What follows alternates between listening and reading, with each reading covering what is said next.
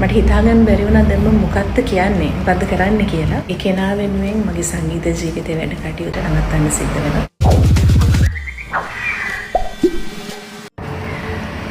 හැමෝම හොඳින් ඉන්නවා ඇති කියලා මම හිතනවා. මට මේ ගෙවෙන්නේ ටිකක් නෙමෙයි හුඟක් අමාරු කාලයක්. නමුත් මේ පණිවිඩය ඔයගලන්ට කියන්න ඕනේ. ඔයගලන් දන්නවා මම කියන්නම් විස්තර දැන්. ඔයගලන් දන්නවා මගේ කන්සර්ට් එක තියෙන තිබ්බ ගිය මාසේ. හැබැයි ඒක 13 වෙනිදාට මේ මාසේ පෝස්ට්පෝන් වුණා. සාමාන්‍යයෙන් එහෙම දෙයක් වුණාම ටිකට්ස් ගත්තා කියන දෙයක් තමයි මට එන්න වෙන්නේ නැහැ කියන එක. හැබැයි මේක කියන්න ඕනේ ගිය මාසේ 13 වෙනිදා තියෙන්න තිබුණු කන්සර්ට් එකට ඒක පෝස්ට්පෝන් වුණා කියන පණිවිඩය ලැබෙන්නේ නැතුව බදොල්ලටම ගියපු හොටෙල්ස් බුක් කරගෙන ඒ දුර ගෙවාගෙන ගිහිල්ලා උදේ මට කෝල් කරපු කීප දෙනෙක් හිටියා. මට හිතාගන්න බැරි වුණා දැන් මම මොකක්ද කියන්නේ මොකද්ද කරන්න කියලා. හැබැයි විශ්වාස කරන්න මේ හැම කෙනෙක්ම 13 වෙනිදා කන්සර්ට් එකට එනවා. ඉතින් මම පුදුම විදියට බ්ලෙස්ඩ් ඔයගලන් වගේ මිත්‍රාගාරයක් ලබන්න. ඒ කෙනෙක්ගෙන් එක්කෙනෙක්වත් කිව්වේ නෑ ඊළඟ දවසට එන්න බෑ කියලා. ඉතින් මට කියන්න වචන නැති තරම් මම ඔයගලන්ට හරි ආදරේ. හැබැයි මගේ පළාත් 9ට කරන කොන්සර්ට්ස් 9 8 වෙනි එක ඊට පස්සේ ඉතුරු වෙලා තිබුණේ අම්පාර. ඒ කොන්සර්ට් එක මාස 2කින් විතර තියන්න තමයි හිතන් හිටියේ. හැබැයි මට ඒක ටික කාලයකට කරන්න බැරි වේවි. මොකද මගේ පෞද්ගලික ජීවිතේ තාම අසීරු කාලයක් මම මේ ගෙවමින් ඉන්නේ.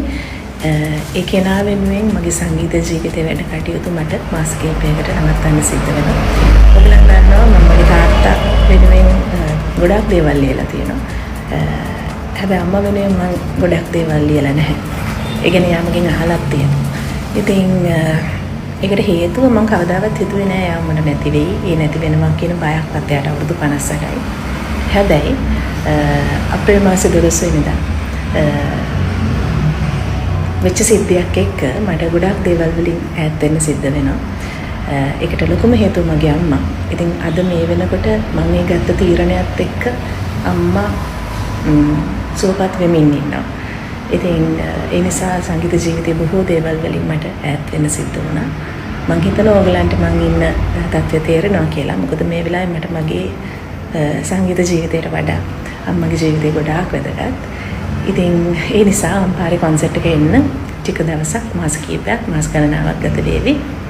හැබැයි මේ කොන්සර්ට් එක 13 වෙනිදා පුළුවන් කමකට නෙවෙයි කරන්නේ. ටිකට්ස් ඔක්කොම ගිහිල්ලා 5000 ටිකට්ස් 50ක් විතරක් ඉතුරු වෙලා තියෙනවා. දෙපාරක් කොන්සර්ට් එක පෝස්ට්පෝන් කරන්න බෑ. එකපාරක් කරා. ඒ නිසා ඒ පැය කිහිපය, ඒ පැය දෙකමාර මම කොහොම හරි ඔයගොල්ලොත් එක්ක ගත කරනවා. වෙනදට මම ඔයගොල්ලන් කියන හැමදේම අහගෙන ඉන්නවා. ඒ දේවල් බෙදා ගන්නවා. ඉතින් මම හිතනවා 13 වෙනිදාට මම කියන දේවල් අහගෙන ඉන්න මගේ ජීවිතේ බෙදා ගන්න ඔයගොල්ලෝ ඉඳී කියලා. තාත්තා වෙනුවෙන් මම හිස්පුටුවක් තියනවා. වෙනදට ඒ හිස්පුටුව යහපැත්තේ අම්මා වාඩි වෙලා ඉන්නවා. හැබැයි ඔයගොල්ලෝ දකින්න නැති පහුගිය කොන්සර්ට්ස් වල අම්මට එන්න බැරි වුණා. ටිකින් ටික තමයි මේ හැමදේම සිද්ධ වුණේ. ඒ කරලා අප්‍රේල් මාසේ 12 වෙනිදා හිතා ගන්න බැරි විදියට අපේ ජීවිත වලට දෙයක් සිද්ධ වෙනවා. හැබැයි ඔයගොල්ලෝ දන්නවා හැමදේම මම බොහොම ලස්සනට hina වෙලා දරා ගන්න කැමති කෙනෙක්. මගේ අම්මා මාව හදලා තියෙනෙත් එහෙමයි. ඒ නිසා අපි කොහොම හරි මේකට මුහුණ දෙමු. මම කොහොම හරි අම්මව නැගිටවනවා.